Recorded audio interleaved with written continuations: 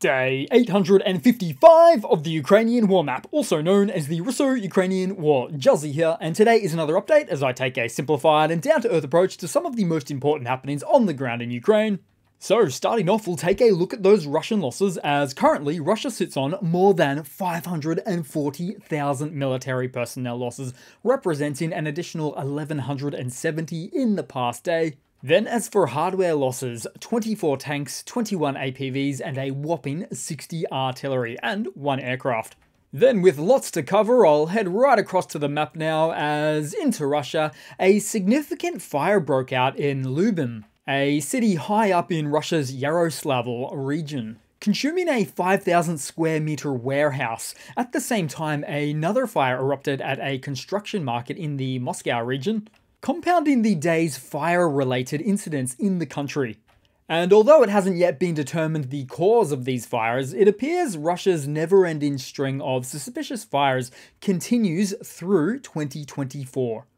Then we'll head all the way down to Sochi in Russia, as Atesh agents reportedly identified a Pantsir S-1 air defense system, with the complex said to be located less than 10 miles from Bolsharovrucha, which is known to house one of Vladimir Putin's residences. This discovery suggests enhanced air defense measures to protect high-value targets in the area, including the presidential dacha. However, at some point, Putin will have to contend with the harsh reality that the Russian air defense needs inside of Ukraine are more important for a platform like this to be located at, thereby risking the safety of his residence, which is clearly already at risk given that Atesh partisans are close by on the scene anyway.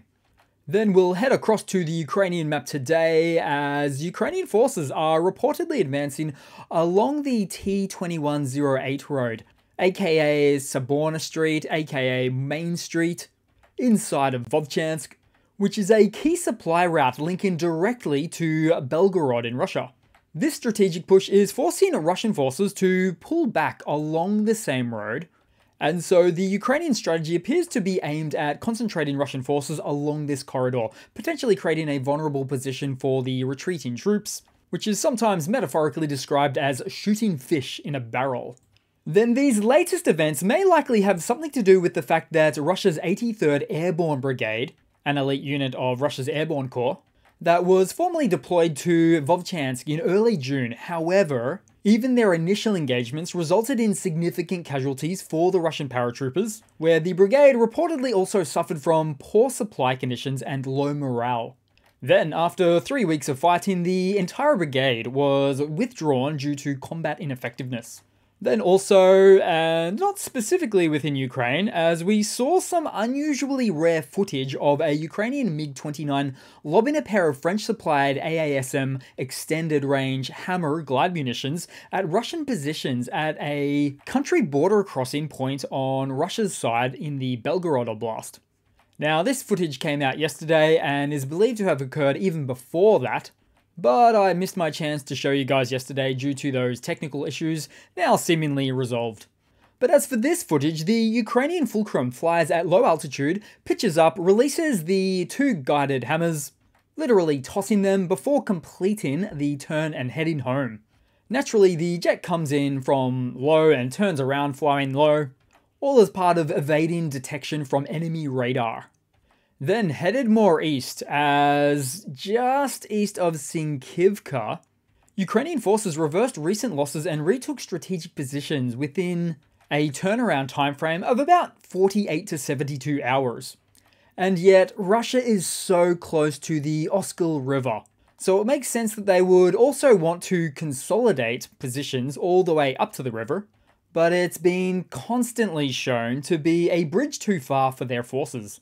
Then, speaking of a bridge too far, in the Crimea direction, which I've focused on a bit before, Ukrainian forces managed to kick out Russian forces east of Terny in the area of 2 forest strips.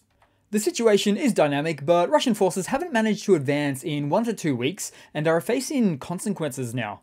So this is quite a big deal, actually, which is undoubtedly a deafening blow in morale for the Russian forces.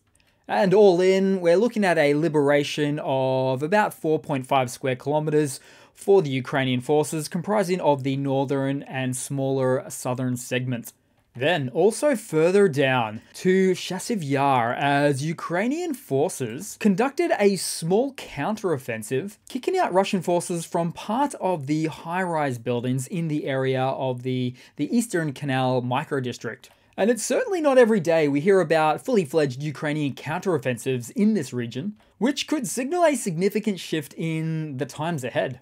As I refer to recently inbound and received stocks of artillery shells for Ukraine from abroad. And certainly the Czech-led initiative of the first batch of artillery shells is creating that much needed surplus to move the AFU out of a more traditional defensive stance.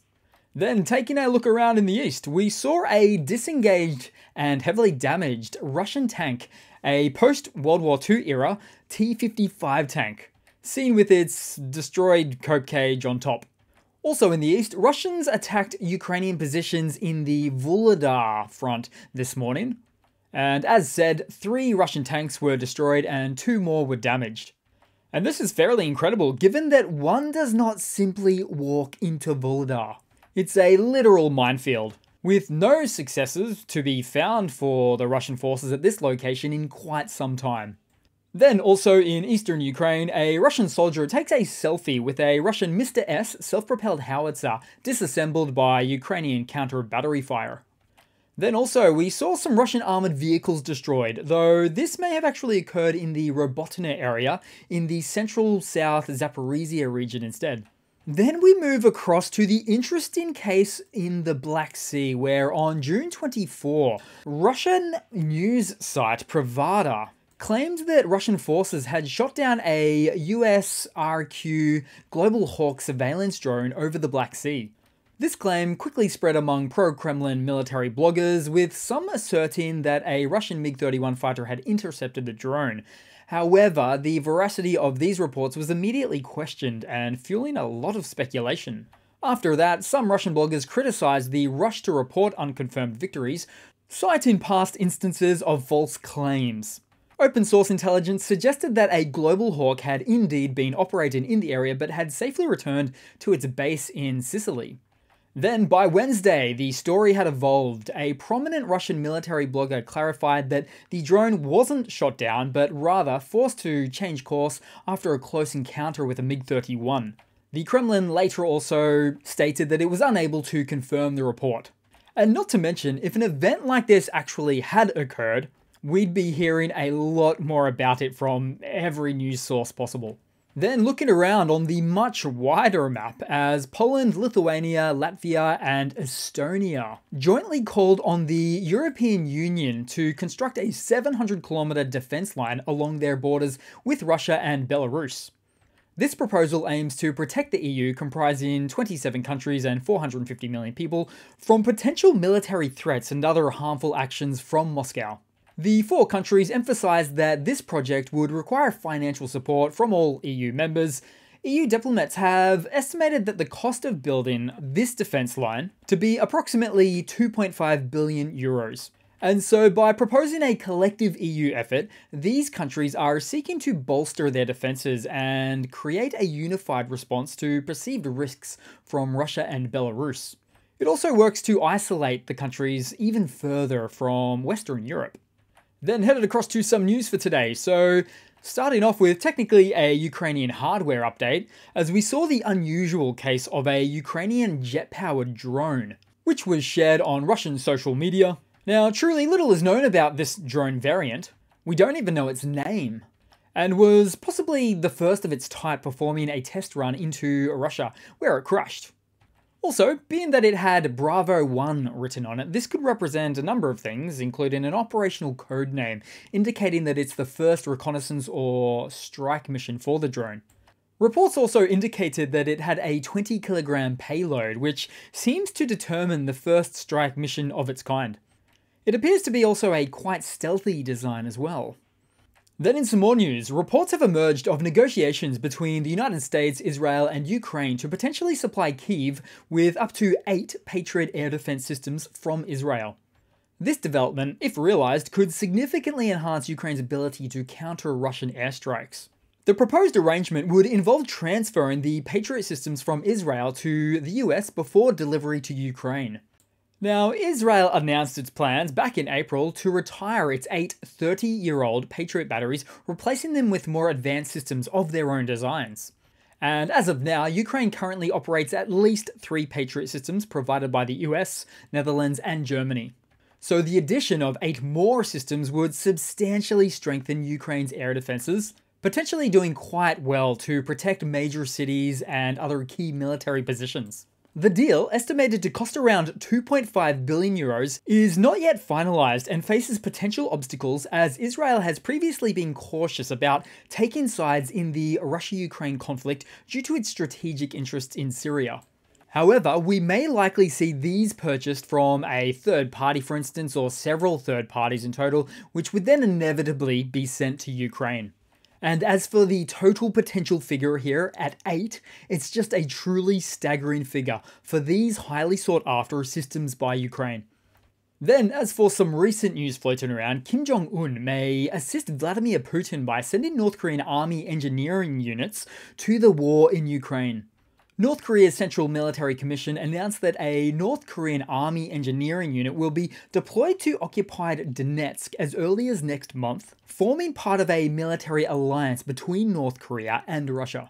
German observer Jürgen Nordit suggests that this initial deployment is a test to gauge the West's reaction, which, at least in part, it absolutely is. The other part, of course, being Russia's much-needed manpower requirements, being that further partial mobilizations would become too unpopular for Russia to do, leading to certain levels of internal dissent within the country. Now, the extent of Kim Jong-un's commitment, including whether he will send combat-ready units to Ukraine, remains to be seen and could indicate the lengths he is willing to go to support Putin, potentially at the expense of weakening his own regime.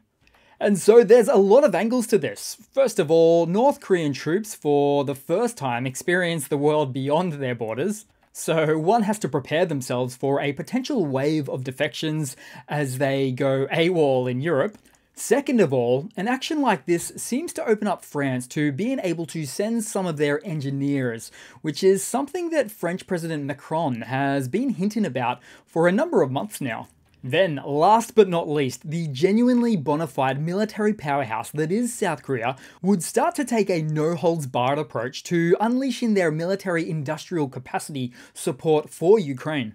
Currently, South Korea has strict arms export controls that make it not really possible to send most of its military tech to Ukraine, but they have already warned Russia and North Korea that if North Korea supports Russian efforts in Ukraine, this will almost unquestionably change their strict export controls when it comes to providing Ukraine with military assistance. So it's simply a can of worms Russia should not be opening. The risks far outweigh the benefits. Then in some more big news, President Volodymyr Zelensky signed a comprehensive security agreement with the European Union during the EU leaders' summit in Brussels. The agreement, signed by European Council President Charles Michel and European Commission President Ursula von der Leyen, outlines mutual commitments between Ukraine and the EU, so Ukraine pledges to implement reforms in security, intelligence and defense as part of its path towards EU membership. The EU, in turn, commits to continued support for Ukraine, including military equipment and training through the European Peace Facility and the Ukrainian Assistance Fund. The latter will have a budget of 5 billion euros for 2024 with potential annual increases until 2027. So far, the EU has already provided 108 billion euros in assistance to Ukraine, including 39 billion in military support. Then also during that meeting of EU leaders, we saw Hungary's Viktor Orban and Ukraine's Volodymyr Zelensky in something of an animated discussion on the sidelines. Oh, to be a fly on that wall. However, Zelensky comes across as disappointed but trying to act understanding, whilst Orban looks defensive and excusing. Then headed across to a quick funny to round it all off for today, guys, as we saw how head of Russia's investigative committee, Alexander Bastrikin, called the Russian parliament the State Dura instead of the State Duma, which in Russian, Duma means parliament and Dura means fool. Interestingly, in this video, it appears as if he didn't even realize that he had said it. Although who can really say if he was pretending not to realize it or otherwise. And even more interestingly, in the audio feed of the video, the attending crowd both laughed and clapped, which is quite impressive given the fairly tight control of any negative attitudes towards the Kremlin within Russia. Either way, Bastrikin should not be standing too close to any windows anytime soon. So that's it for today, guys. Thanks again for watching. Please continue to like and comment. Once again, thank you to all of the supporters out there. I can't do it without you. And yeah, thanks again. I do hope to see all of you guys there in the next one. Cheers.